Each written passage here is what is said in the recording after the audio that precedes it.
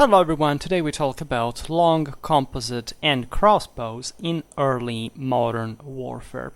That is essentially observing these weapons that had basically dominated warfare in the previous centuries in parallel with the spread and the prevalence of firearms and in fact their ultimate demise at the, say, shots of the latter, we can say. The topic is interesting enough because it allows to introduce even some conceptual criticism, deeper conceptual criticism of the one that we have already made abundantly, albeit never in a dedicated video, against the concept of military revolution that not just never existed, because of course it took half a millennium for firearms to effectively substitute it.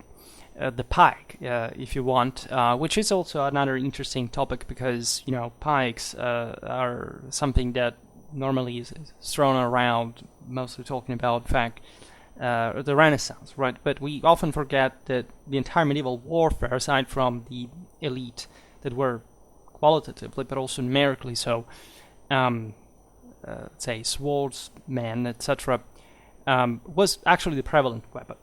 Right, and maybe not the pike in absolute terms or necessarily, at least at some point in the Middle Ages, in the sense of a spear that was longer than the average and used in a very specific context of collective formation that at some point, however, had towards the late Middle Ages especially become prevalent, but already being so in many contexts before, even in the early Middle Ages. Therefore, appreciating the performance of the long composite and crossbows separately, but of course in function to pike and shot warfare that had already been affirming itself. So today we look chronologically at basically the last decades of the 15th century up to the mid-17th as a general in fact, direction, and we realize, of course, that by the end of the period, these bows were practically not used anymore, if not the composite one, but in specific contexts at the fringes of Europe. We shouldn't, even though, of course, the video goes along the pattern of, yes, there is a very sound, practical, and cogent reason for these weapons to be substituted by firearms, but say we shouldn't buy into modernism, technologism, positivism, determinism especially, but not even materialism, and also being quite honest about the performance of these weapons also in the previous warfare, right? As you know, there is, it's not specifically a series on Schwerpunkt, but it's a recurring theme, also because I specialize around these topics specifically for a living. The entire concept that the bow and especially the long bow, I will not be criticizing the English armies of the 100 Years' War that I myself admit to have been in condition again of symmetry, the strongest armies in history, right? Which means that in terms of material culture, I don't know, France and England were pretty much the same, and if you look at the actual outcome of the battles of Edward III's armies and one of his successors after the, say, it was not the longbow reform, it was not conceived like that, but at least what we see in that more characteristic tactic, there is no numerical proportion. Like, the English scored incredible victories in a series that was unrepeated historically, right? So whenever I make a criticism of the longbow mythology, I'm not discrediting at all English armies of that period at all, right? And this shouldn't pass as a message from Schwerpunkt at all. One has to understand specifically in those armies what was the actual importance of the longbow as such compared to the and the longbowmen better compared to the men-at-arms, right? And when we look at these weapons, just like today, of course, we're talking about light troops employing them, right? In the history of missile warfare, there had been, even as we'll see with some eco, at the very last of our period, at least during the English Civil War, the idea that there could be sort of double specialized warrior being able to handle both a shock and a missile capacity at the same time. This is a very, after all, say not rare in absolute terms, but an extremely narrow convenience in the history of warfare. Like if you look at the history of the steppes, especially when this was sort of where this was the most typical, in some points in history, it lasted a few, right? It's something that paradoxically was the Parthians that would bring to and some of their immediate ancestors in the steppes to perfection, but fundamentally already in Sasanian times, that, as you know, had a much more advanced military than the Arsacids.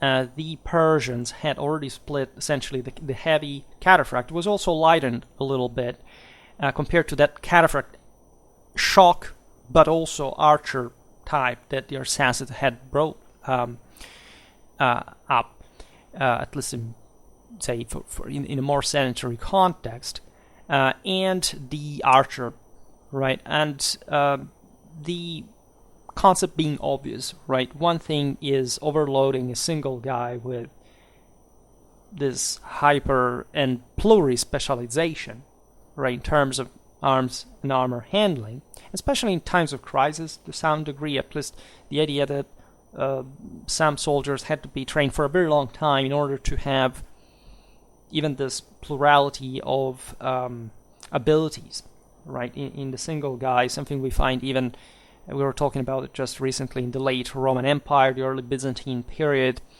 and that again doesn't quite hold on the longer run, right? Arms go separate ways, and so especially when we're talking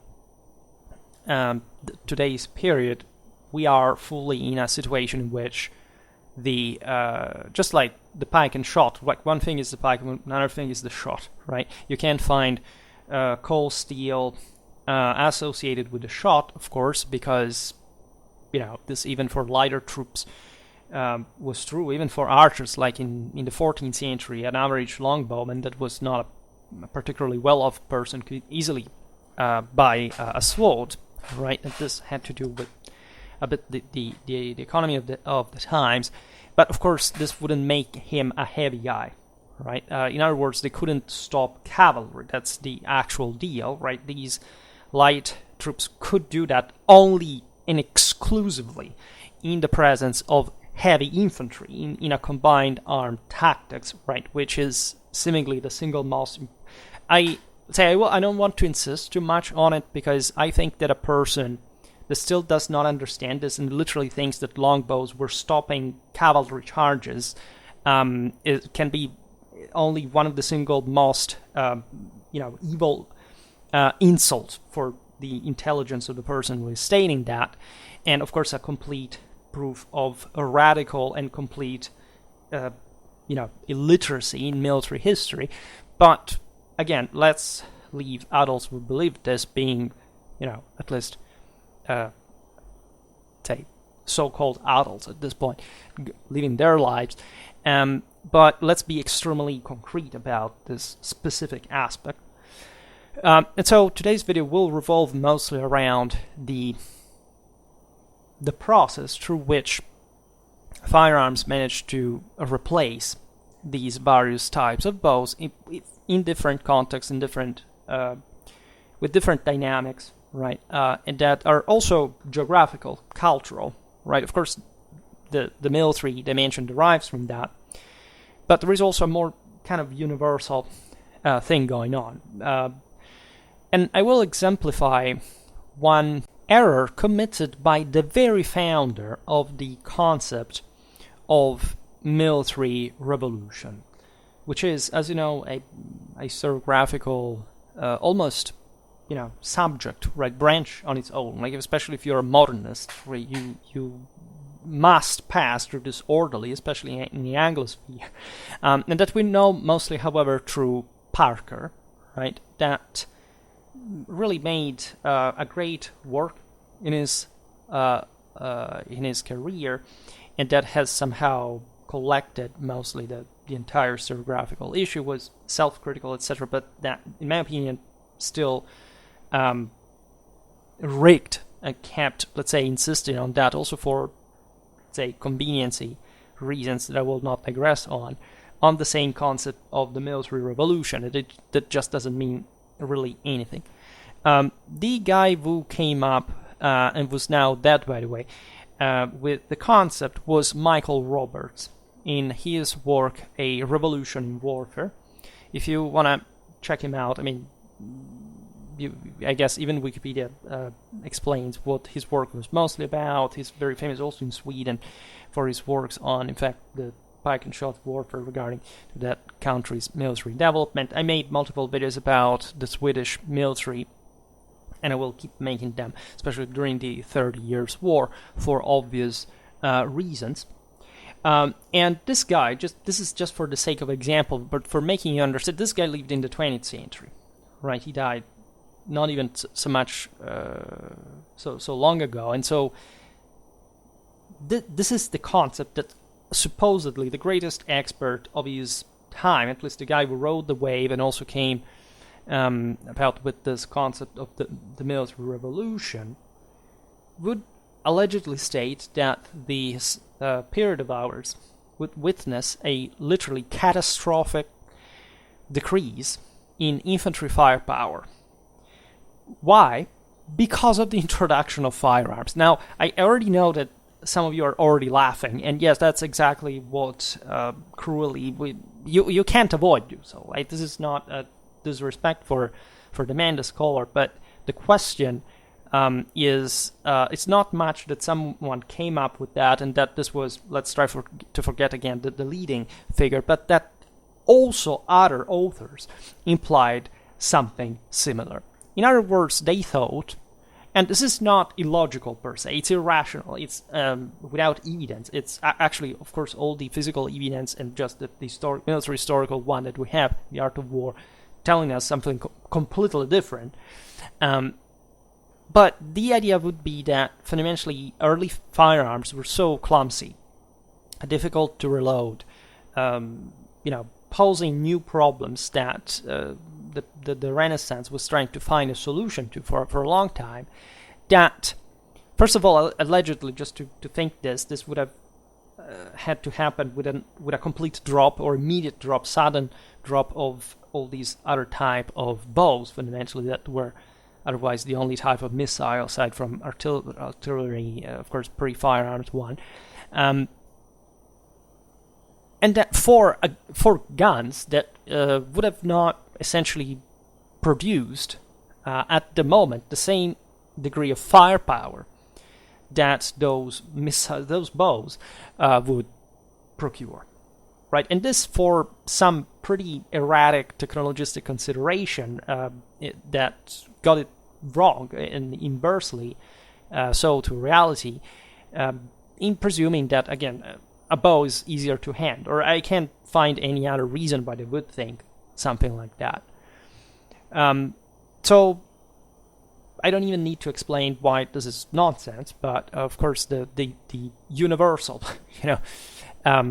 development of firearm. Here I'm not being myself modernistic. You know how much I hate that, but of course, pike and shot warfare is what took over, eventually, just with the shot in the end, the very world.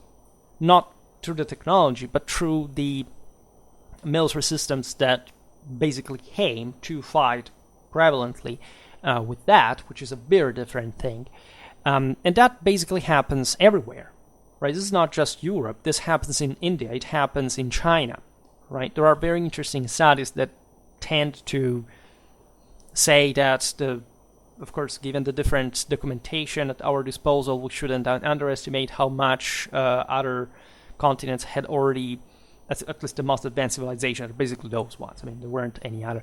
Let's say, bring up, let's say, this pike and shot warfare, even before the way it's canonically documented in European times. I haven't gone in depth into those studies, also because they're very fragmentary. Like we do not have still an idea whether that is true or supposedly so, but of course it's obvious that these other cultures would be toying, would be experimenting with that, very often not very differently from even the non-actually adherent to reality sort of manualistics that still that circulated in the Renaissance, saying trying to copy the Romans, the Greeks, and all this stuff in a completely different system. Not because we have to think that genre was specifically describing what would happen for real on battlefields, but also because we do have evidence, of course, of firearms developing. As you know, China was the first one to actually develop it. It's a myth, by the way, that they used it only for civilian purposes. They apparently made a more incendiary than explosive use of them. Speaking of powders, a more sulfur and less saltpeter, and for a reason that now I can't quite digress on. It is true that the Europeans actually made the most properly destructive and use of that, but not merely in a technological sense, but because they had the means and the capacity to invest so much on it to a degree that eventually China wouldn't quite have and would in fact lag behind. But again, it took centuries before this balance adjusted. This is not what I want to talk about. What I want to talk about is that basically any civilization adopted that in the world, right? Also true Europeans, but still, right? If there were also more savage peoples that did not do that, but were at times even capable of defeating Europeans even without firearms themselves. So that's the point why technologism doesn't quite pay off as much as it should. Europeans were superior to them anyway, but you can still defeat them, in certain circumstances, even without that. And it's not about technology per se, but the point being that eventually everybody started to use firearms in the first place, even these less developed peoples that, yes, would have eventually less effective ways of employing them, especially in a collective fashion, because they didn't have the political social structures to have the same degree of, a linear tactics army, right, in the 18th, like the one of the 18th century, or in previous times, pike and shot. But that would have not adopted them if they had not had the convenience of adopting them, even for their level of military development that was being at that point an inch destroyed by the same Europeans, and so forcing them effectively to transition that direction. Right? So nobody would understand why virtually all governments spent vast sums, either by reforming their own armies or by mercenaries equipped with these weapons, just to reduce, as Roberts said, the effectiveness of their armed forces. Especially in a time in which it's really evident how the shock level of pike and shot arms combined is what really makes the difference, right? Especially against cavalry, finally, and not throughout actually the later Middle Ages as a whole, which is not what happened linearly, as some of these military revolutionaries would like also to think from earlier times, with an incredibly level of shallowness and superficiality and sheer ignorance in late medieval warfare, by the way. Now, we should consider, of course, that during the early times, and also the ones covered by our period, there was a coexistence of the earlier missile weapons with firearms, and indeed, as long as you basically see the prevalence of the former, you can actually and legitimately claim that the first would outperform the latter, right? That we're essentially developing ever more, right? You can't quite say this had happened because suddenly somebody discovered gunpowder back in the day. Whenever it had happened, the 13th century is the one in which the first firearms were actually introduced. So, in the system is not really deterministic about that. It was a gradual development of the same. That, however, given the generality of the phenomenon, is essentially sustaining the same thing we were talking about before. Just at the times that were also some of tumultuous change in warfare, because we passed through the mid-14th century crisis, through the shrinking a bit of medieval civilization, the sort of almost emergential need of states to concentrate power and to field those larger forces, because they realized that even with less qualitative training from an individual point of view, if you were now capable that discipline and iron fist, you could achieve more with more people, but that in as a mass would have altogether a greater effect. Look at the Swiss against what had been the finest feudal armies, or at least the medieval ones conceptually of the later days. Still, warfare remained quite medieval, but not just that. I mean, politics institutions, right? As I always say, the Middle Ages really ended in between 1792 and 1918, really. Also from a military point of view, and especially, I would say, for that. But it's always a reflection of the other, of the background. But in this sense, people didn't know yet what would be the future, right? It could be, they surely had a quite concrete idea that firearms at a certain point were the future, and that there would be a constant improvement, even with a mentality that, of course, was alien to the level of technologistic acceleration that we think history to have been like. And throughout all this time, these centuries, it would be supporters of the, say, the preference, at least, for the older weapons compared to firearms. And this was not just a matter of personal opinion. I mean, these weapons, as we see with today's video, were kept in use on European battlefields. That is essentially what we discussed today, for a long while, right? And there was, in many cases, a true attachment towards these weapons for reasons that we still suffer of a bit today, such as the idea, for example, that the longbow, right, had this reputation of outperforming firearms. That was something that was said in the 15th and 16th century, and even in the early 17th, of course, this weapon had by that point come to symbolize an entire say, estate and more in English identity. This was a country that had undergone substantial transformations, a marked decline, in fact, in land armies development in the later period. Mostly it's the Navy that really comes to be one of the best, to say the least, and especially in quality terms. Longbows, of course, would be used even during Operation Overlord, right? You could see them on the landing beaches, right? At least we have one example, famously enough. But of course, there is the actual maintenance of this kind of weapon in English use. And here, the point is not much about the relation with firearms per se, but why the English had been using these weapons from centuries in the first place, just to almost distinguish themselves from other nations for that specific fighting style.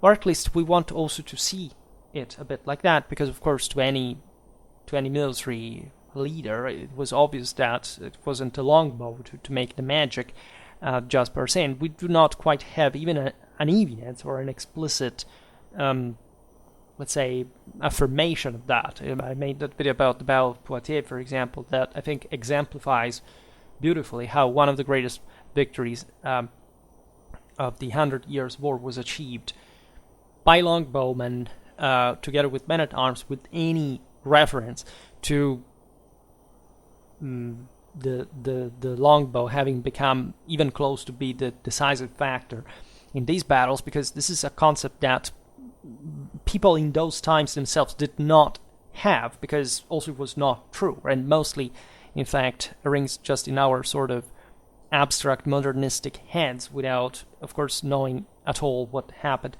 even on those battlefields. Most of the times, I mean, without even bothering to actually read the sources and trying to reconstruct these battles on the actual, with an evidence that tells us that there is, of course, no need to have this or that weapon, nor that, a people is, smarter because uses that weapons, everybody else is an idiot, because they keep losing, aside from, in this case, winning in the end. And that would be the history of warfare. That's not what it is. That's not even the history of technology, telling the truth, right? What we get instead, pretty concretely, is that the longbow, just to stick to that, wasn't probably as effective in practice as even the best rates of fire and ranges would seem to suggest. Right, battlefields are something very different from testing grounds, and even in the hands of the same exact soldiers that eventually will go with them into battle. And even at its peak, the longbow was, again, nowhere to be decisive, considering also that there was a dramatic disproportion between the number of archers and men-at-arms in English armies at a point, so that the thing gets even more diluted quantitatively than you would see in many cases even with a crossbow. That seems to actually have had an edge on the longbow, generally speaking, in practical warfare. And yes, the English victories of the 100 Years' War, therefore, do not actually have much to do with this or that type of bow, but rather with this moral force that was employed, and together with leadership and the men and the tactics, the order, etc. And so technology is just a minimal factor that doesn't even remotely approach 50% plus one.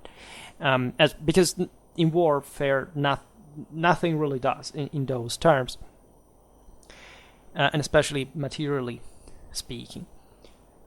Without mentioning that the habitual employment of the longbow, and this is true also actually for other type of weapons. Look at the battles of Nicopolis, for example, or Varna. Stake barricades, right? And of course support from at least heavier troops, in the case of the English, again, dismounted men-at-arms, that were actually to fight on horseback on a regular basis, and were doing so not because just they were habituated much for it, but because they were in the most clamorous victories, dramatically outnumbered. So that would have been what even any other nation would have fought like it in those same tactical situations. Of course, the same firearms of our period required the support of pikemen, otherwise we wouldn't be talking about pike and shot, right? And in any case, we're talking about, because this is the other point, that these archers weren't technically opposed to cavalry, right? Cavalry was to face other heavy troops, right? Other cavalry, heavy cavalry, and men-at-arms. The longbows, just like it was longbowmen, as it was true again for any other missile trooper in the other armies of the time, which is an incredibly underrated aspect, which I actually researched quite deeply in European warfare myself, were stationed on the flanks, especially at this time, to talk about especially the 14th century, and in that sense, we're just facing, first of all, other missile troops, and that symmetry was just valid for everyone, meaning that if the other wings had been able to overrun these ones, they would have closed on the enemy battle flanks and worn them out and make them collapse. It was basically a standard tactics at the time. Then during the 15th century, there is a fragmentation of polities, first of all, a shrinking of armies, right, and therefore some sort of greater randomness, right? The smaller armies are, the greater the chances are that results are going to be different from the odds, right? But also there is a greater adaptability to terrain. This fact of stakes, in fact, itself is something that didn't quite work all the time, nor there was necessarily the possibility of doing that. And in any case, even by itself was not really what this whole thing was concretely about. In fact, yes, the stakes would protect the longbowmen from different types of troops. Was meant to break their formation. They were useful, especially to keep cavalrymen away. But there aren't, say, the heavies would be employed frontally against the men-at-arms. If these had not been there, there would have been really nothing to do for the longbowmen alone. Now, these ideas by Roberts were even, say, cited by very similar ones by a Polish writer that suggested, for example, that the replacement of crossbows among specifically the Polish infantry with firearms would reduce their firepower to something like 1/40th what it had been before. This is also another ridiculous statement, to say the least. Of course, this never happened. Also, the Poles were not really becoming pike and shot armies to the fullest, nor they fully achieved that until the 18th century, because they had actually much better anachronism, yet of success, to develop in these very centuries. So they could have been instead profitably used to demonstrate how let's say the guy wanted to make the point could observe that firearms would be less popular in Poland in the first place. I don't know whether he was tying the concept to that, but still, that was not the point. It was a social problem, mostly. The Polish population at large were some dispossessed peasants that didn't have the craft, the association, the communal identity of, say, the German burghers, and that's the reason why the Poles hired mostly German mercenaries as shots during this time. But in general, again, the available information on the performance of crossbows and firearms obviously does not support any of these hypotheses. Say, of the earlier pre-gunpowder weapons, there were, again, these three types of any significance. We could have included here the javelins that you would have been surprised how long and effectively they would have been employed. So different types of darts, especially in siege warfare, were quite dangerous for any even armored men-at-arms trying to storm the enemy fortifications. There were some sort of ethnic contexts in which the javelin was maintained on a more kind of regular basis, even among the rank and file soldiers, at least to some extent. For example, when we look at the Irish, those in some parts, like some Scots Highlanders, they were still living in the Middle Ages. They perfectly knew how to use firearms, but they simply could not afford them in large numbers, and they kept finding exactly how they were doing from even millennia, right? We find, of course, Eastern troops of different provenance using, like you could see them among, I don't know, the Polish-Lithuanians, the Ottomans, again, coming from the East, being hired as mercenaries and or, even settled at some point within the same frontiers by infantrymen, but mostly light cavalrymen in this case. And even here from traditions that stand like millennia old, of course, progressively refined over time, but still, right? So let's talk about them. The longbow, the composite bow, and the crossbow. Let's look a bit at the performance of what contemporaries thought of the troops using them, what was the general success, the timeline, when do they really get out of the battlefields, which is interesting to compare from one another. So as we've seen, the longbow had become a sort of traditional English weapon by this era, thanks to the estates that would be celebrated, self-celebrated in some cases due to the participation, the contribution to the great English victories of the 100 Years' War, right? The fact that the same English crown had fostered actually these types of troops by still maintaining a greater nobiliar grip actually on the various communities of the country, not really allowing this to turn into some sort of angry mob of dangerous veterans with combatistic instances that could carry out a revolution. England was not really that thing. The French had a very different problem instead, because they always risked something of that kind, and that actually tells you why they wouldn't develop for a long time a properly native French infantry on their own during the Renaissance. I made a specific video about this, about the French, infantry of the Italian wars, which explains the problem in some depth. The last great battle in which the longbow was the sole weapon, at least as missile one, was Flodden. I also made a video about the lowland Scottish pikemen, which I never made a video about Flodden, but some things are deeply connected with one another here.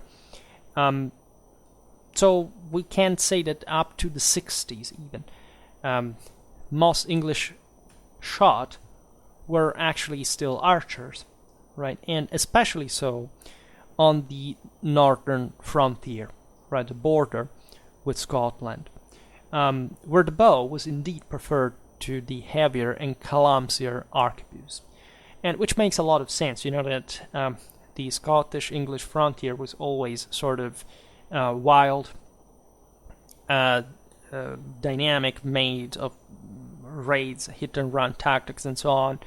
A lot of mounted warfare, so definitely the arquebus, at least some eventually cavalry shots, were developed, as you know, exactly in these decades. We have the affirmation of the caracal, etc. But again, you must look at the society involved, right, at the type of recruitment, who were these troops. And generally speaking, this was on the border of a world on its own that remained sort of backwards, and yet dynamic enough to, through the combination of these factors, maintaining a greater use of the bow, right?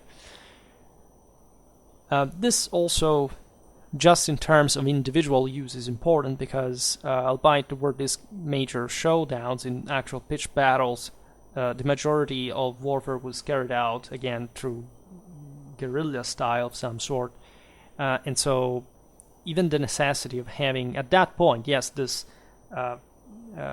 clumsier weapon to fix on the ground with a fork suspension, and that was slow to reload, etc., was not fitting that context, right? As we will see, what I didn't say actually before about the ridicule of those statements about the alleged lack of effectiveness of firearms is, of course, that if you look at even just early 16th century arquebus, a disproportionate amount of joules by scale delivered to the arquebus bullet once shot, that of course outranged by, in terms of fact of energy, anything that a bow could produce. So the level of damage was much greater, and firearms at that point had began, in fact, just to simply take over, right? There were some different steps into this. As you know, for example, the Swiss created the pike, but didn't say in the square sense that we know, finally having a collective training capable of passing on the offensive to overwhelm cavalry, which by maintaining formation successfully, which had not quite been the thing during the Middle Ages. But they hadn't much shot, right? Also because Switzerland was pretty backwards. I've made multiple videos about this at the time, and so that tells you also how much technology is influent in terms of the superiority of a military system. And it would be mostly the Spanish, as you know, with Gonzalo de Cordoba, El Gran Capitan, that really, at the Battle of Cerignola, really stopped, with essentially pike and shot combined, a French cavalry charge, de facto inaugurating and founding modern warfare, right? I never made a video about Gonzalo de Cordoba, but he is truly the greatest commander of the modern era, and just the way he's not popularized for some reason just tells you how incompetent technically the same, say, the general culture is about this steps in the art of war that are also so close after all to us, but obviously that they're not perceived so for whichever reason that distorts a bit the historical course in the way we tell it. So it would be obvious what was here to still provide. We just said it with an advantage in using still bows of some kind. Well, of course, the agility, especially those smaller scale context in which the individual and its mobility was sort of more important than having this vast formations that could deliver orderly and so like as a wall of fire, this dramatic firepower that, yes, was all incredibly clumsy thing, even a risky one. Arquebusiers had to be distant from one another because if the bandoliers caught fire, they would explode like a domino in a row. It did happen, by the way. It was incredibly complicated to make this thing work. This is what eventually the Renaissance began to think in relation also with the pike, etc. But there is no doubt that in that context, which is also the most strategically important, because if you fight a pitched battle, that's because that's the most important thing of the campaign as a whole by scale. And so if you win that, well, you can even have guerrilla around, but it's even with bows, but it's not going to, that you can't chase just with massive blocks of arquebusiers, but that is going to melt away anyway, exactly because it has to resort to that, right? In open field, there was no match, right? The firearms were superior to the bows.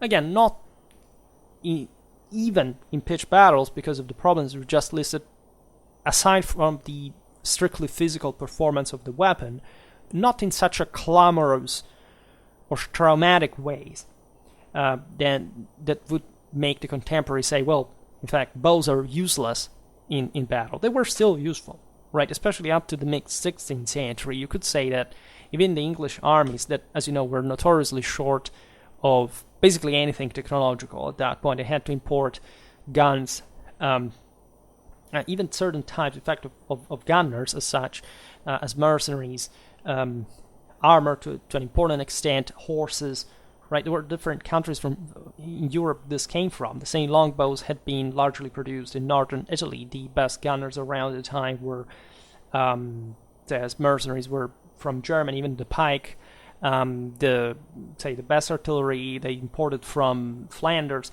right? So you have basically there the perfect example of how and why even the English would just fight in a certain way, because it is a matter of resources as well. And if you patch these together in a fashion that is functional, still to your strategic purpose, that is a very contingent thing. You're not thinking of, firearms are the future, now we have to reform them. Still, England, because of the lack of resources that brought her to fail, essentially to create a pike and shot army like other powers, is that this system would decline, right? That it would take the new model army in order to bring back England au pair with the continental powers from a tactical point of view. And why? Because nobody had invested in the army in a consistent, successful way up to that point. We can say that the Elizabethan army starts essentially lagging severely behind, while, her father's one was still okay, even with this large amount still of longbowmen, right? And consider, again, I discussed this for medieval warfare videos, but that the same context for which these archers had been developed historically, which was essentially a British one, was in fact still the British one. I mean, if you had to cope against the Scots, the Irish, well, as we've seen, they used that too to a degree, so you didn't need just to bring the most expensive weapons or especially spending even more to drill the soldiers in a orderly fashion, because as we've seen, it was actually much easier to train an individual arquebusier than a longbowman. But when collective training came into play, of course, say training many arquebusiers, make them functional in combat, was much more expensive at some point than longbowmen. But still, the results were excellent, and still there was a lagging sort of time between, creating the institutions, the conditions just to have an updated army and having it used on the field. So that's in part the reason, this belading for which still the longbow was used for a longer time.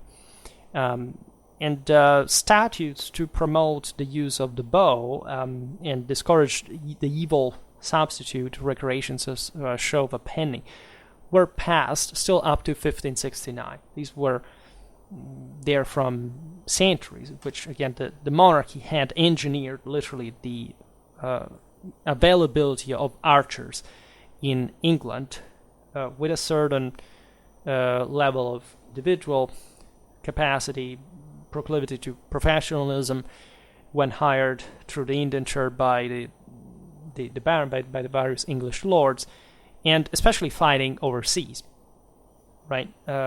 It's very convenient to arm your peasantry when what they're going to destroy is somebody else's country, right? Which is a luxury that not all the countries involved here really had. And that's also what the same French, in fact, were,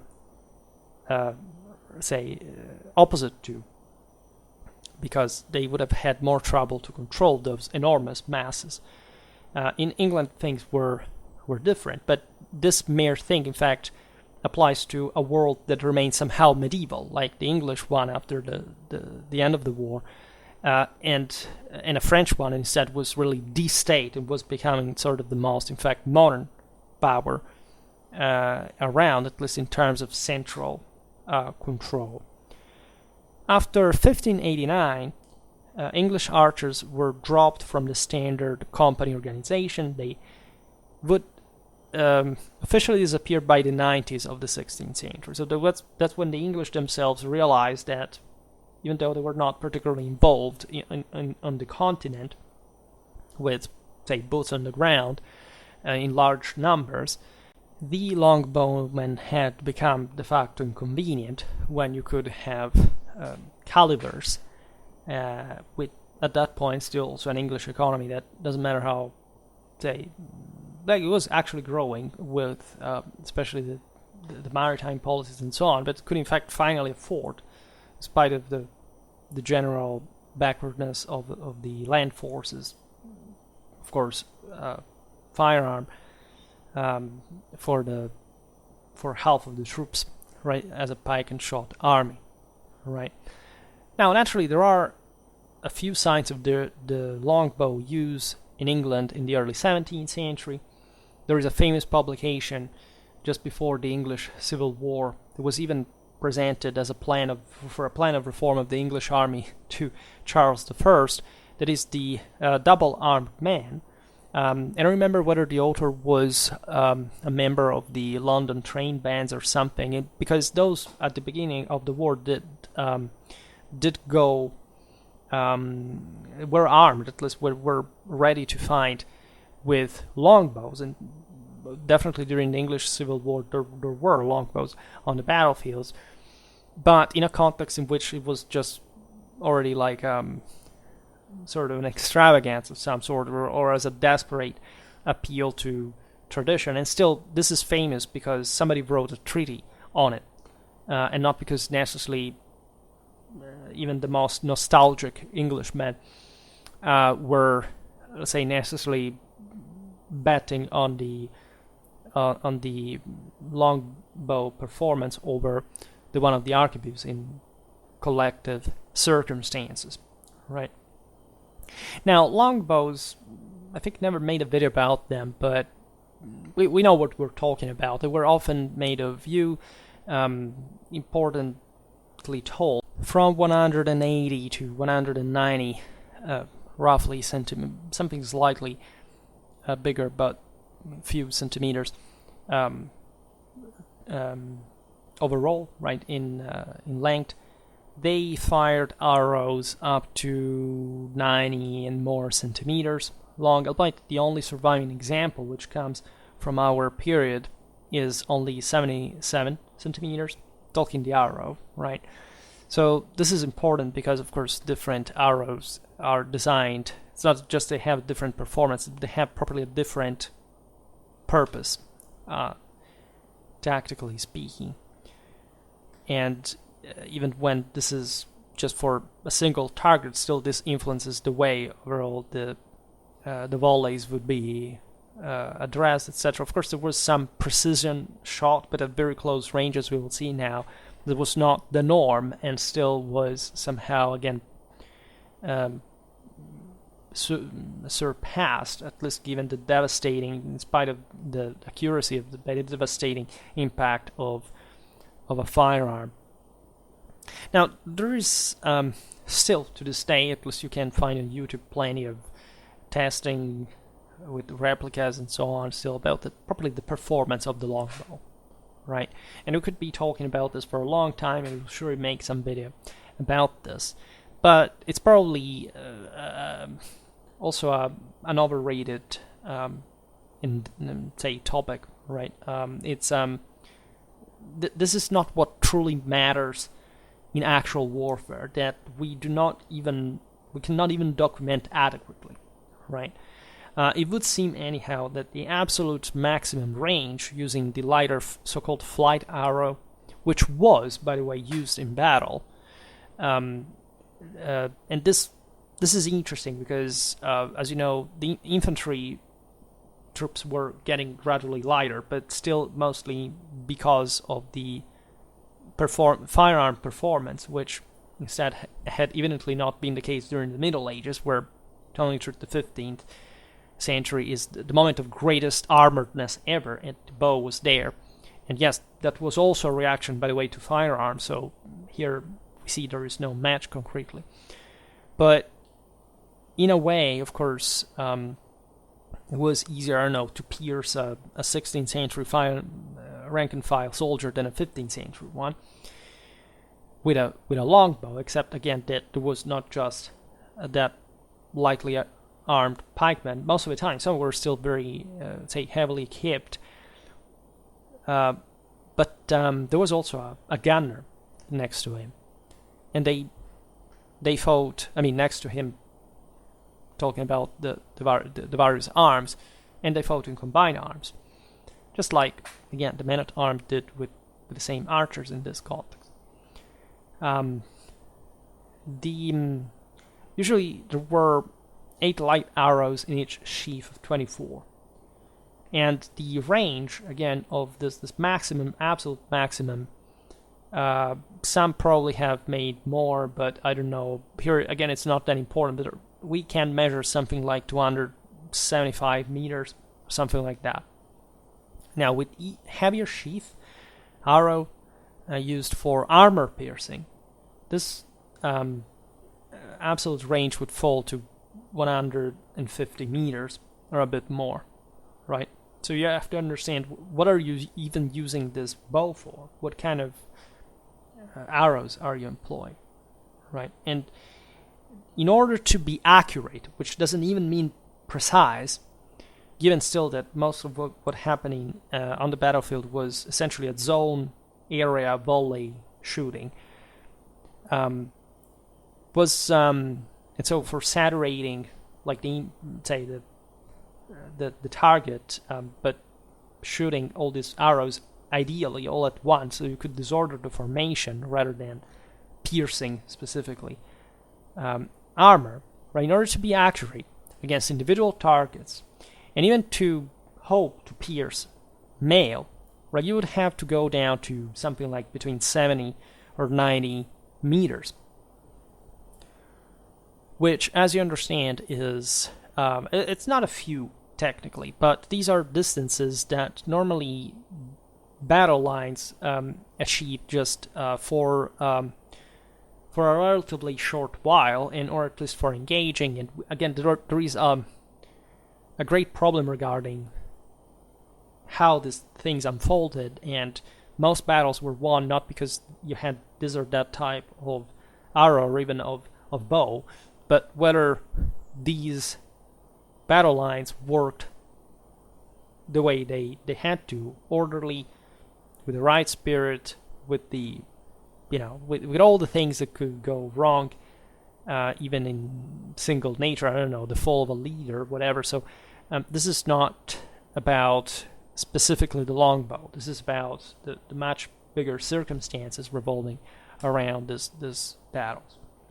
Now, the weak points of plate armor could only be picked out at very close range, and in general, still, as long as armor is around, the rule, just so that you know in military history, is that that thing was designed for stopping essentially virtually all shots, right? This is not to say that some shots wouldn't pierce or penetrate, or that splinters could even, I don't know, kill you in other ways, and lots of arrows, as you know, were shot dramatically during the 100 Years' War. You can think about all the testing, but there were many times in history in which similar results were achieved, about even hundreds of arrows against a single armored guy. And again, it's not much about, especially if you consider that it's not much about knocking the guy out with a single blow, obviously, but saturating him, like receiving so many hits that even maybe not lethal individually, or just not even piercing the armor, would basically shock the guy to a degree that was useless for him to go on fighting, right? An actual physical trauma would also unfold from this stuff. The most horrifying hits that, with terrible luck you could get, of course, were there, but they didn't constitute nearly any decisive dynamic in this. That's why these guys, the shots were light troops. That's the same reason why even gunners were accompanied by pikemen on European battlefields until the second half of the 17th century, because simply the pikemen kept being used in distinct lines supported by the shot, because they were actually the heavy infantry that doesn't matter how many shots they would get while advancing, they would still have the necessary cohesion and compactness and battle capability to take over, like to come to grips with the enemy that was also equally shot at, and especially when finding the shot, actually cutting it to pieces. Right, that's what pike and shot warfare was about. So the superiority, of course, of the shot, in my eyes, right, until the 18th century, where still things were carried out through combined arms tactics. The higher rate of fire of the longbow was definitely one of its chief advantages. Like up to 6 shots a minute was surely possible. As you understand, it's not even dramatically fast. And again, consider that the best archer was trained to shoot with volley fire, right? That these guys had to maintain the level of synchrony as much as possible in order to deliver all these arrows at once. Because even if they had scattered through the same amount of time it took to make this volley, and even the enemies had been hit in the same way physically, the most important thing, the greatest damage was actually done only when the volley was shot all at once, right? Because you can suffer gradually the same amount of people dying next to you than all of them in one shot in the single space of time. And so it was obviously a psychological issue rather than a physical one, like all warfare really is. Definitely, firearms at the time would not even come close to afford like 6 shots a minute. But did it matter? Not really, right? Some nostalgic again, would think that for this reason, bows were cool. For example, the same Benjamin Franklin thought that the American army of the 18th century would do well to go back to the longbow. Anecdotes like this make you understand how deeply ingrained, even up to, say, very recent times, in fact still today, this concept that the longbow against any evidence would have been, especially at this times of firearms, the magic, resolutive, decisive weapon of some sort. Right here, Benjamin Franklin was just stemming from essentially an Anglo-Saxon background that had, again, made of out of the longbow such a myth that just per se, even being American, included this relic of English attachment to this bow, right? And merely for these abstract reasons, why it shot faster. Well, look at how armies fought in the 18th century, especially on European battlefields. And yes, you could have thought, looking at the Northern American frontier of the 18th century, that still bows were pretty fierce weapons, for sure, but those using that were basically savages at the outskirts of civilization. They were not really threatening the well-established colonies in the region. So by the Westerns, so the thing was just evident in front of their eyes. Again, moderns began to think in this sort of laboratory idea where you isolate, say, a single weapon performance from the context in which it has to be employed. And so, of course, you have statements like these, but they do not quite mean anything. So if the longbow had been such a great weapon, why did it decline during the 16th century? Right? There is surely a political and social background, just to reconfirm the method that I'm, of course, proposing. That is to say that, of course, also in England, there had been a process of relative demilitarization, right? The same need to use bows to a certain degree was naturally very different from medieval times, politically, environmentally, socially, economically. Many people, especially how did the English come up with the idea of boosting their archery in the 13th, the 14th century? England was not really making a greater or smaller use of bows than other countries. That's a very good question, because nobody really has the direct answer. There's not one factor. Surely the English monarchy was fairly compact. It had basically been ousted from the continent after Bourbon. The Magna Carta and the various later constitutions had brought to, of course, the deep distrust, monarchic distrust towards the barons. Commoners in arms were available, right?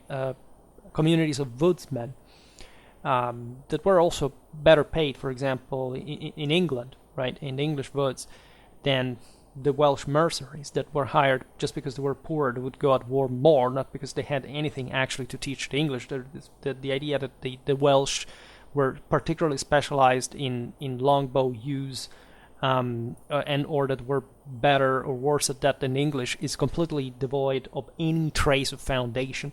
Right? Do not quote Giraldus Cambrensis, because that's exactly the problem that you have with that. They had enemies like the Scots or the Irish that were not particularly armored, and that also made larger use of infantry, so that you would have to soften up a bit those skeletrons before charging to them. So all these factors brought, after all, the English to make the same use. They had heavy infantry as well. They had still cavalry. Yes, there were other phenomena like the wars of Scottish independence that brought the English to be a bit more wary of the sturdiness and stubbornness of determined infantry formations. And so these factors were eventually bringing to the numerical proportions, and we're seeing the English army of the 100 Years' War that, however, would have not fought again the way they would have had if they had not been so clamorously outnumbered by the French in the major engagements of the war. There were also, in fact, these defensive victories, tactically speaking, of the English that made the best use of their means available in order to still, again, win a battle that could be lost anyway as well. And so when we look at the 16th century, we realize that society has changed, right? The monarchy has increased importantly its power. Skipping to do that, it's mostly a game of barons. Nobility in relation with the monarchy. There has been a 14th, 15th century crisis. The peasantry has lost a lot of power itself. There are more lucrative businesses abroad. There are new techniques of navigation, new banking models. As we've seen, you don't even have to invest that much in land armies anymore, at least reforming them to an important degree. So all these factors would bring to the investment in other military technologies, in other estates, in other institutions. And that's why, for example, the availability of well-trained archers, that, as we've seen, they're not properly requested anymore, because since the 13th century, the English kings had properly and specifically asked during festivals, etc., to train with these weapons, right? So that they could have this pool of troops available. They were, after all, cheap. They were light troops, right? These were not pikemen. Bear it in mind that they didn't have to be excessively dangerous. They didn't have to stop cavalry. Right? If it had been so, like the English would have made a revolution in the 15th century, because these terrible archers stopped cavalry charges could have stopped the baronial ones, right? Not at all, because of course archers never had that function in the history of mankind, exactly because they are archers. So crappier troops than the heavies by definition. So let's debunk absolutely this nonsense that archers stopped cavalry charges during the 100 Years' War in any other context. So this would be part of the reason. In order to become a skilled longbowman, you had essentially to spend a lifetime exercising, becoming a sort of athlete, a scoliotic one, with I don't know how your tendons were reduced at the end of your life, etc.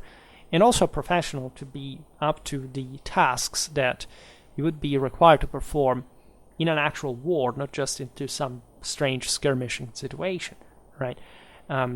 These archers were not the average archer you could have found as a woodsman and huntman in somewhere else, I don't know, in Scandinavia or in the Rus. These were specifically trained military professionals, right, belonging, however, to a non-decisive arm.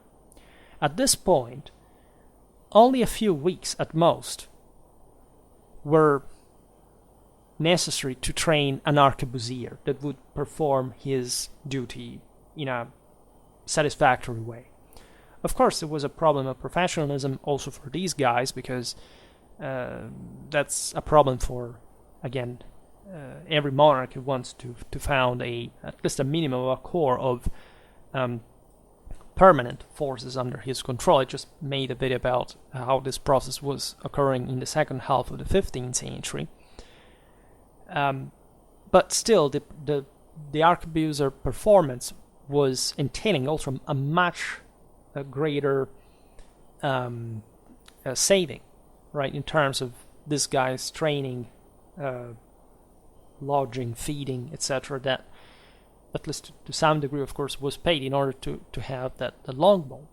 This is an important factor to consider. We will see now how easier, of course, using an arquebusier also was in certain circumstances for other reasons. Because, again, it costs to literally shoot an arrow. Not for the arrow itself, but for also, by the way, but because the guy has to make an enormous physical exertion. The arquebusier doesn't have to do anything, right? You can have an arquebusier that is sleeping, is broken, is wounded, whatever, but once he pulls the trigger, if he has loaded properly, he's going to shoot that bullet with the same identical devastating impact. A longbow cannot do that. And that's a bit the same concept with a crossbow, by the way, that can even be used in other circumstances. You have to draw the bow, whereas with a crossbow you can even shoot while you're laying on the ground. This is true still today, as these weapons are used in the military sometimes. A longbow draw was 36 kilos, right? So you understand that the performance of the weapon depended entirely on the strength of the archer. Whereas, again, an arquebusier didn't quite need it in the first place. Sir Roger Williams stated once that not 1 in 5 was a good, strong archer. Consider this. Not every longbowman, of course, was a perfect soldier. And hardly any soldier, hardly, in fact, any army at the time was composed by fit troops, especially on campaign. On campaign, you're just eating whatever you find. Your clothes are melting away. You do not even know what the hell is going on most of the cases. So warfare is carried out in conditions that are far from ideal on a regular basis. And so, of course, a great importance was attached to having adequately prepared troops, or at least on the first good, chance occasions, would be able to deliver that higher performance before this would degrade during the campaign, etc. This is the same during a battle, by the way.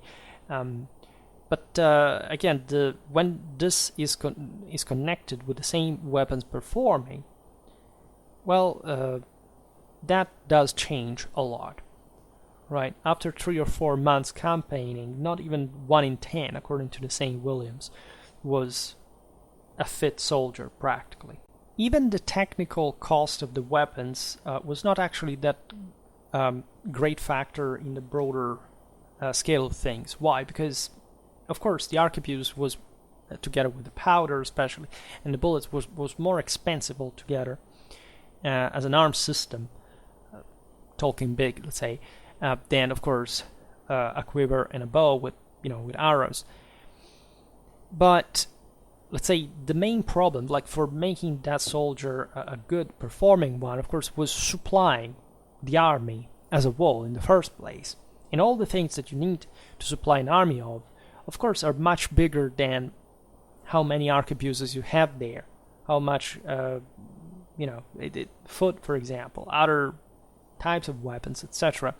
The just many other complications in the logistics, in hygiene, etc. So you wouldn't quite see that directly on the field, that an arquebus cost more than an arrow.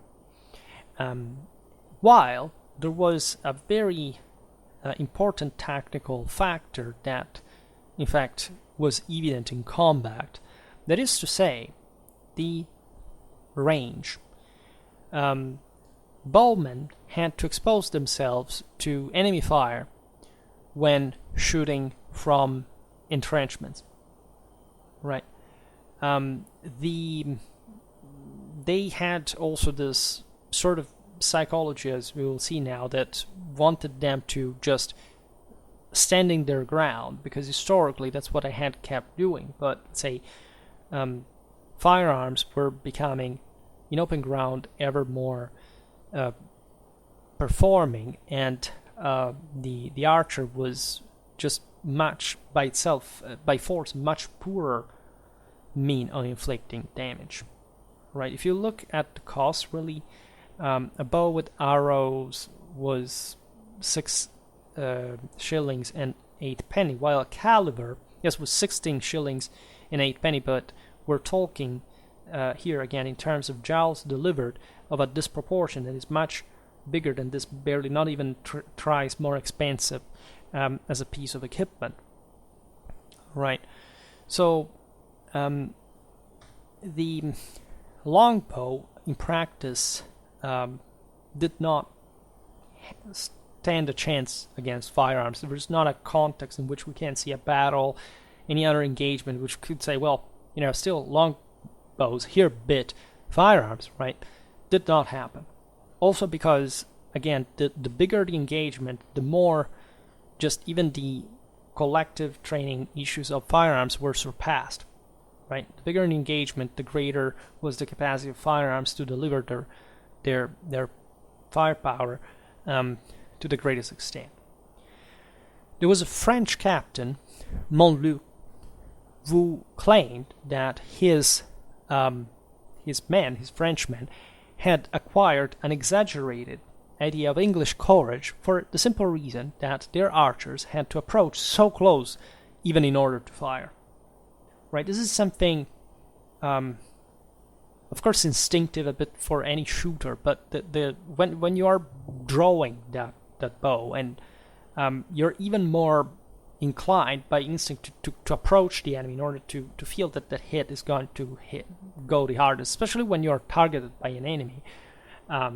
Whereas with a firearm, just the effect of it is just much more clamorously direct and punching, right? So the Englishman would paradoxically have this greater need to approach the enemy with his bow, whereas a Frenchman would simply pull the trigger, right? Of course, also the French used longbowmen at some point as mercenaries. The English had their own arquebusiers, so we don't have to think this so rigidly at all.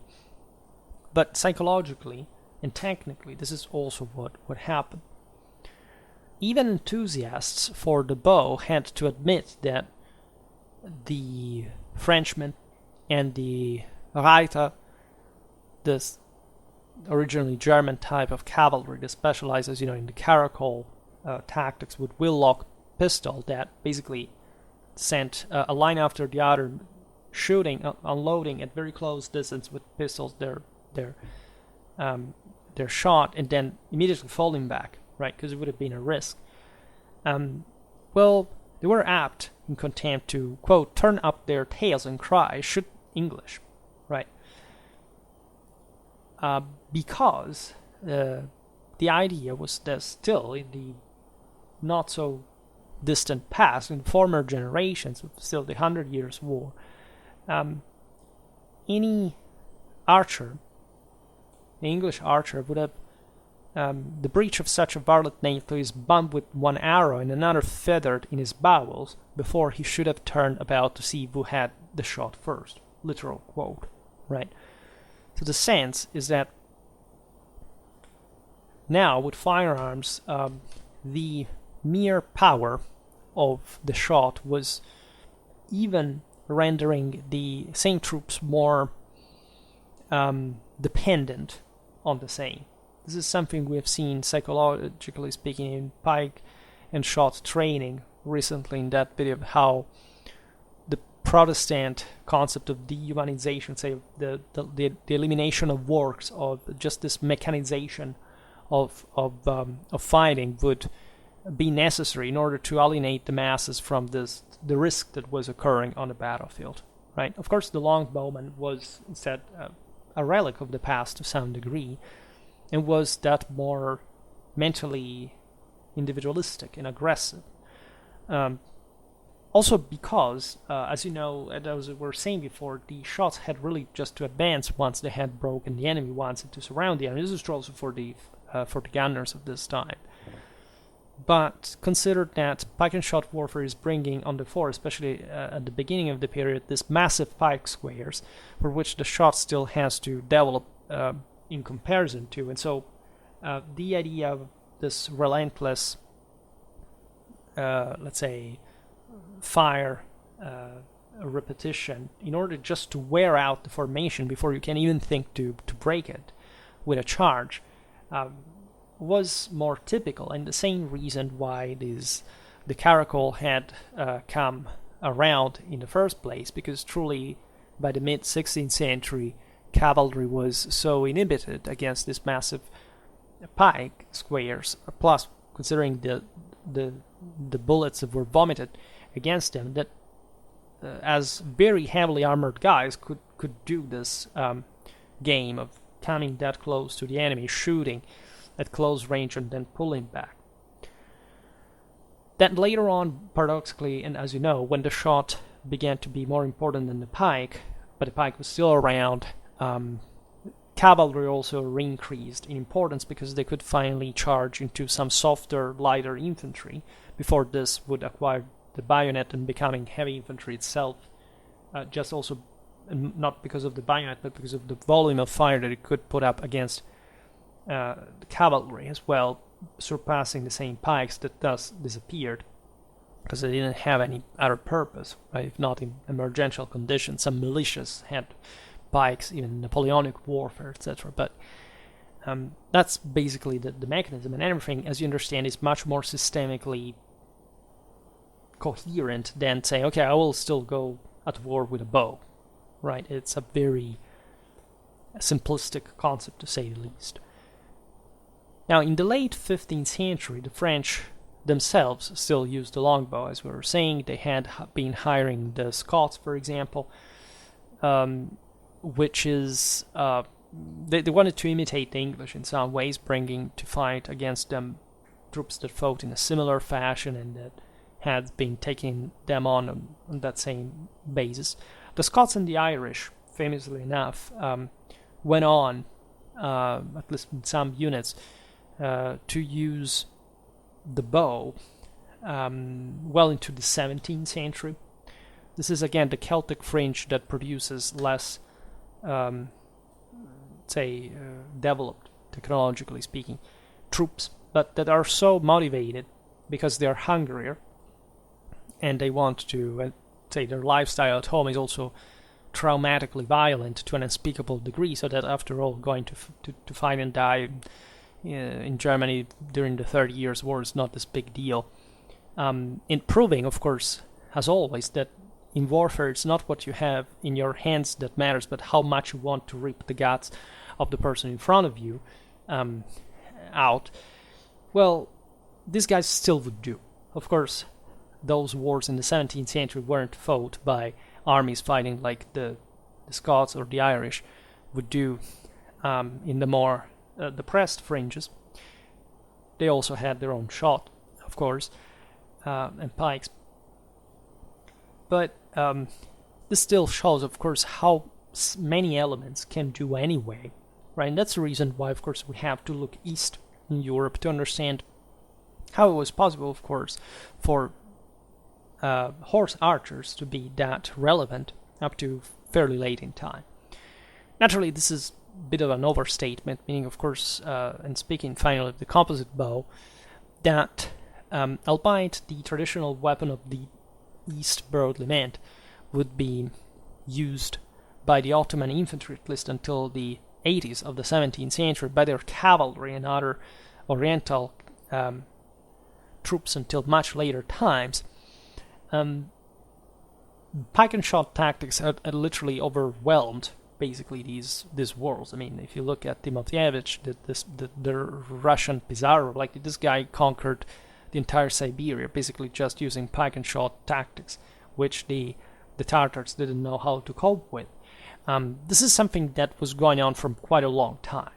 I mean, it had been evident that against the Mongols, the crossbows were pretty damn useful, that this sort of strange post-Vietnam War inferiority complex of against hit-and-run tactics is a complete mental jerk-off. I mean, it's if they fight like that, it means they are inferior by definition. And historically, that was always defeated in a symmetric context. Then, of course, you can lose battles and wars for other reasons, but that's not, a technological thing, nor a way of war that actually has much strategic quality, just per se. There are many examples, I don't know, if you look at the same Mongols hiring Western crossbowmen, and the same Italians, also in the Black Sea, were, just fencing off Tatar cavalries from castles and so on. You realize that there was no match. Like the entire, from the Balkans to Central to Eastern Europe, this crescent, if you look at the type of warfare that the sedentaries acquired, it was essentially sufficient to outpower the enemy missile.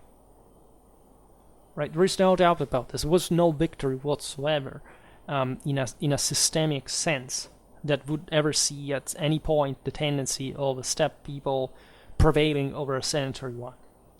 Right, this at best in Middle Ages always ended in either some battle loss or some of these guys settling in some parts of Europe and basically being absorbed in a few time and immediately losing those kind of general military system.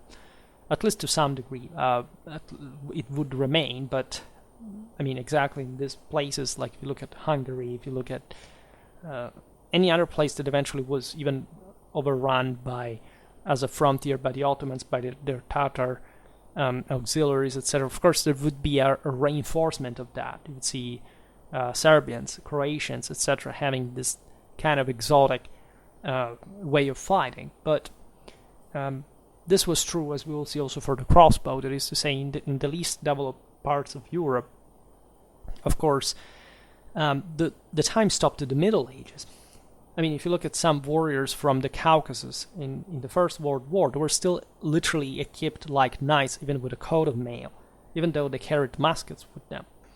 So the interesting, say, graduality of this alone is the indicator that if those guys had not really had the chance to do better, of course, in some cases they had gone under politically, but they still would fight like that, which means that it was functional after all, right? There were many traditional ways of war, with cold steel that still worked very much, very late in time.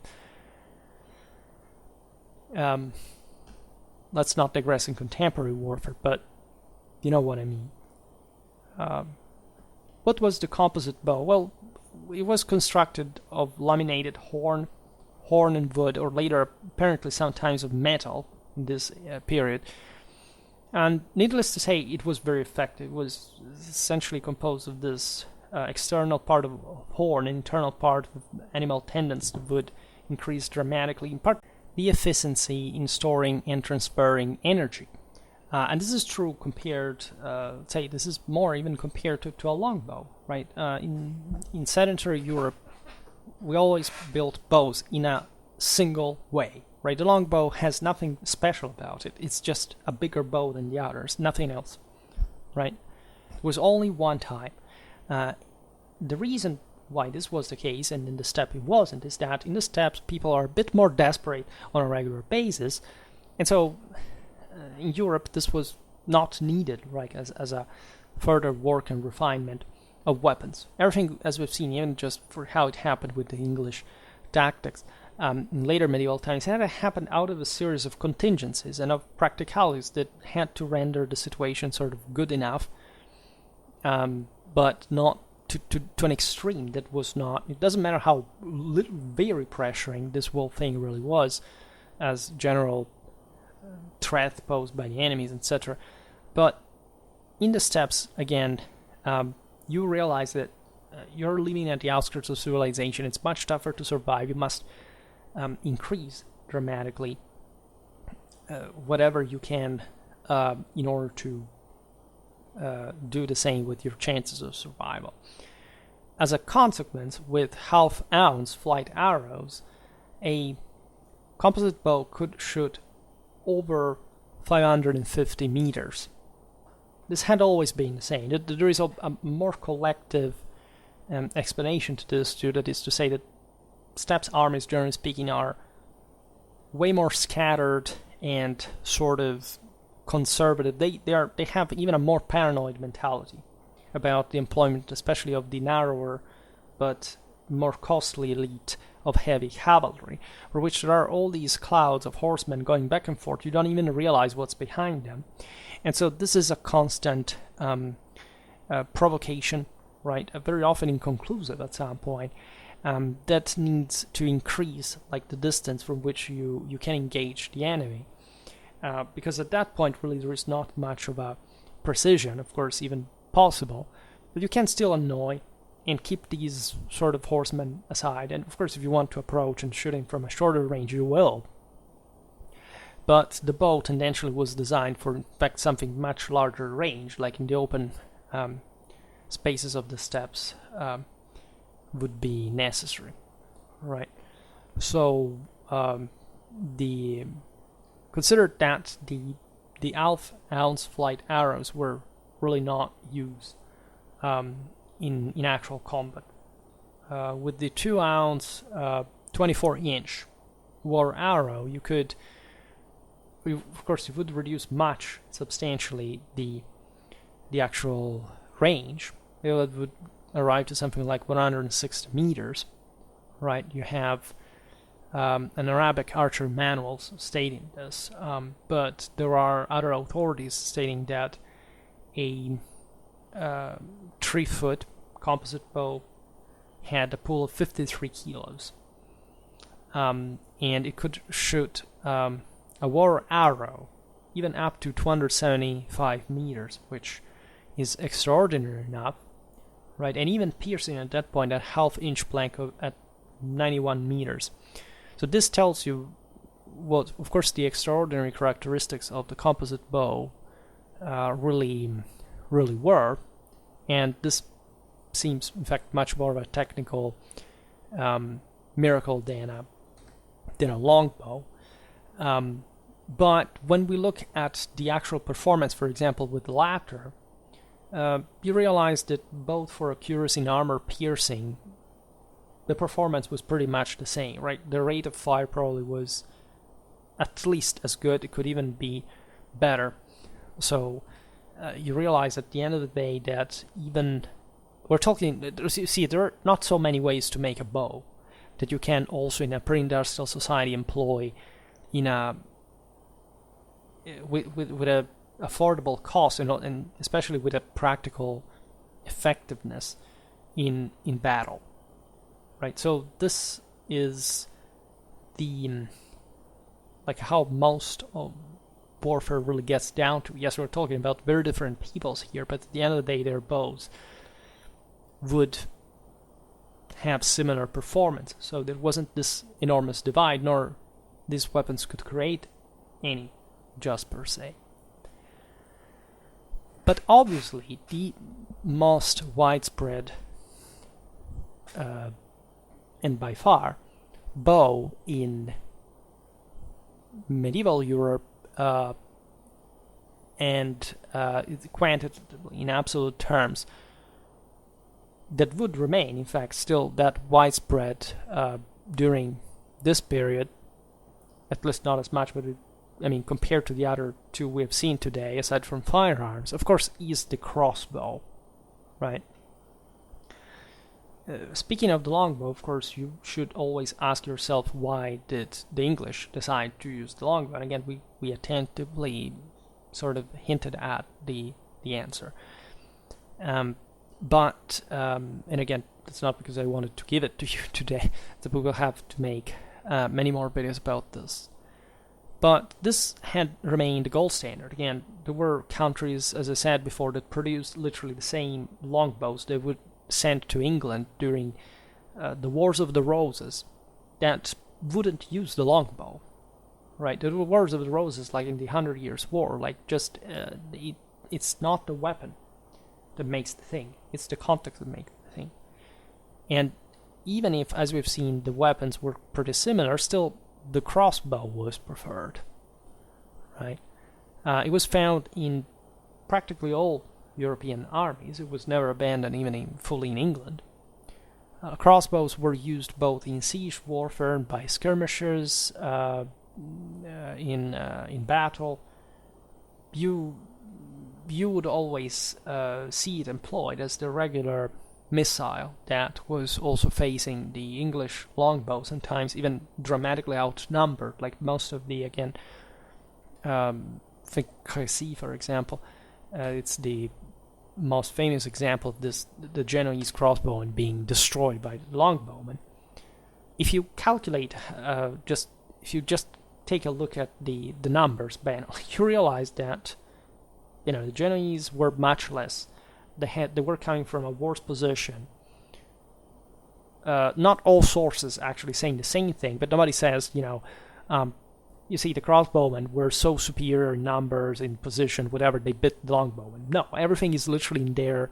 Everything we see from the sources is something that tells that there was a major disadvantage. But for some reason, there have been articles written on this in the same Anglosphere. Like, we needed to think that for some reason that means the longbow is superior to the crossbow. This is not. If anything, it's also a matter of range. Range is not everything either, but still that's a hell of an advantage that can even, in that sense, minimize or even eliminate the problem of rate of fire. So until you see actually an actual medieval army fighting, and call me if you're witnessing that, a real one, to go back in time, have Crécy, well, you would see something probably very different than, say, any army again or any unit going to be destroyed, because they knew that a weapon that existed literally from prehistory would kill them to pieces, even though they for some reason would only use a weapon for which they would all die, right? That's not exactly how reality works, physically or metaphysically. So just for saying how ridiculous even certain other acquisitions that we haven't completely debunked or at least eradicated in pop culture really are. Naturally, also the crossbow would be gradually replaced by firearms, which had much the same sort of performance at some point. They balanced each other. Marignano 1515 was the last engagement in which the crossbow played a significant role, right? The French infantry preferred them to guns, at least until 1523, probably also because they were not really choosing that themselves, or at least France was not ready to simply arm large masses with especially anti-cavalry sort of effective weapons. It was true also for effective pike men. So the thing went in parallel, but of course the French in fact began to use guns themselves. At Pavia in 1525, you see the Imperials and the Spanish, of course, being more advanced already in that kind of pike and shot concept, and the French suffering, being more attached to their feudal customs. But this is not to say that they could have not won for that matter. In any case, some crossbows remained in use up to the 60s of the 16th century. Crossbow was also the most favorite weapon for hunting in the first place. So even today I added some picture there. There's some hunting depicting some hunting weapon, but of course you could use them also to kill someone on occasion. Just gradually the crossbows that you see tend to be relegated to hunting, and just for this sort of activity context. The usual 16th century crossbow type was the heavy arbalest, which had a steel bow that was often blued as well, and a wooden rifle type stock was spanned or drawn with the aid of a separate windlass, which naturally was capable of, as we will see now, providing substantially higher performance, especially in range, and thus also in penetration, given that at least the heads could be designed in different ways than the same longbow, right? I say longbow here just because, of course, other European countries had been using longbows, but in a minority way. Again, longbows exist since prehistory. Everybody in Europe always used it. Every single civilization, every single army had them at some point. Just the fact that they became so popular because of the 100 Years' War in England is another kettle of fish, right? Now, lighter types of crossbows, known as latches, were spanned with a lever or a ratchet, rather like a carjack. And these were famous, especially among the mounted troops during the Italian wars. Mounted crossbowmen had always been around in Europe, right? The crossbows had really never died out either. Like they were around since antiquity. I made a video about the first ones, some of which evolved, as you know, into artillery.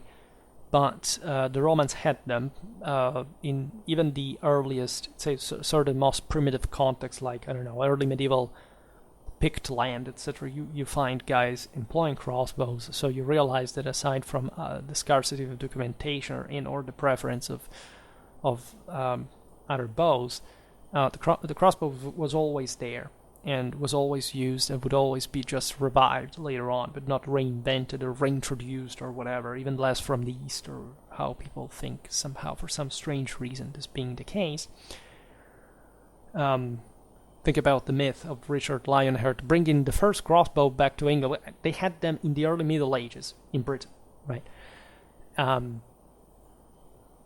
perhaps also this myth was fueled by the fact that, I mean, not just the fact that he had come back from the crusade, but rather exposed from the idea that the weapon of the English was the bow, not the crossbow, right? Which was not the case, because crossbows were used, of course, also in England to a substantial degree, and especially in the most advanced sort of in the south, etc. Consider that the arbalest was as heavy as a gun.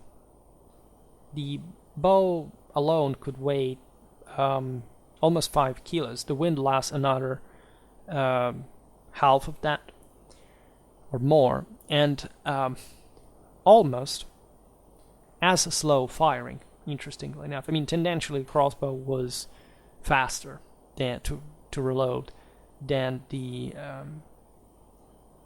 arquebus. Later, the musket, etc. That, as you know, was even a thing derived from mobile artillery originally. Of course, the arbalest was the heaviest type. It was also the most performing. We can think of 1 or 2 rounds per minute. So this would make the crossbowman, just like an arquebusier, limited as far as cover was concerned. At least it would make him more wary of that. He could cover behind a wall or a parapet, benefit by resting his weapons on it while firing. Everything was designed, of course, to compensate for these factors. Not always you could have an adequate cover. In early modern warfare, you could see still formations of these bowmen really targeting one another and causing horrendous damage to the enemy.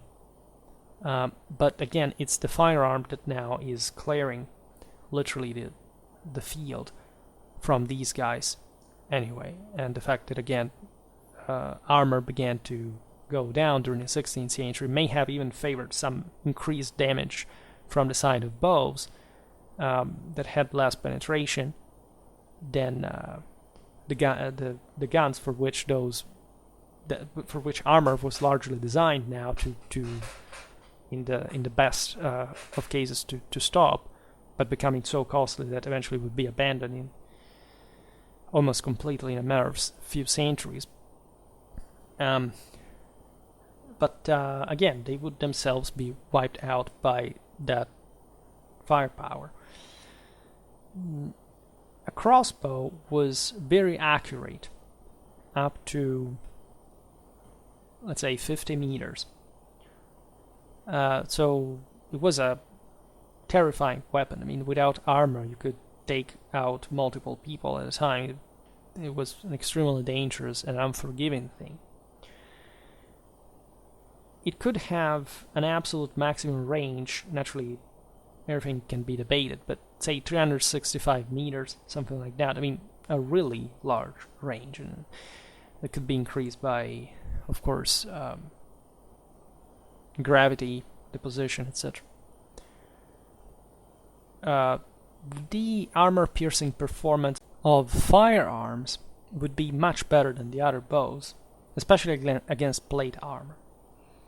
As we know, there were different type of arrowheads designed especially for that.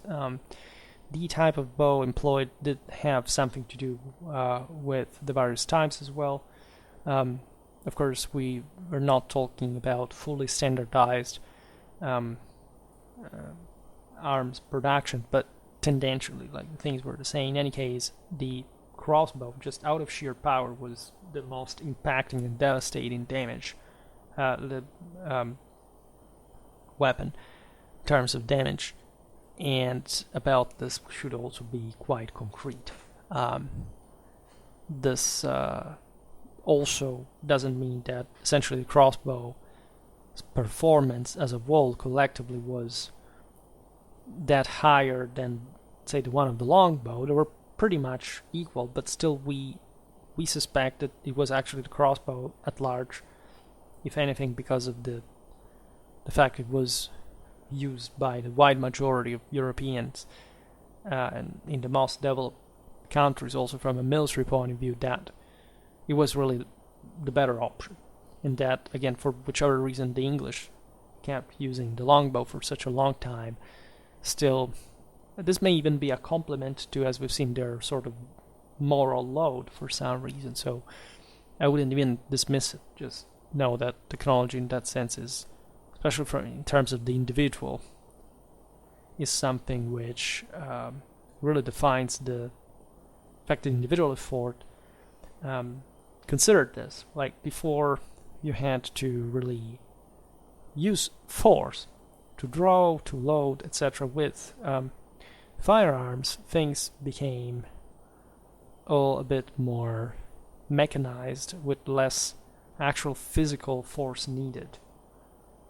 And so that also more cerebral, automatic, mechanic process of shooting, reloading, etc. was what was separating, also given the increase in size of armies and hierarchy, etc., the alienation of the individual from the battlefield, paradoxically, and so to some point not participating to that specific say the collective effort, if not in fact from an ever less recognizable point of view, but still a relevant one that was good enough, right, as opposed to overload a single guy with all that. So this is an approach, I would say, to these topics. It can be always interesting to revisit them, etc. But I think that there is no video on YouTube themed like this one, so I guess this adds up to the encyclopedic work that I'm doing here. For today, however, I stop it here. I just hope that you enjoyed this video. If you did, please share it. Otherwise, do a like or subscribe to my channel if you're interested in my upcoming content. For today, as always, I thank you heartily for listening to me. I wish you a nice time and see you next time. Bye.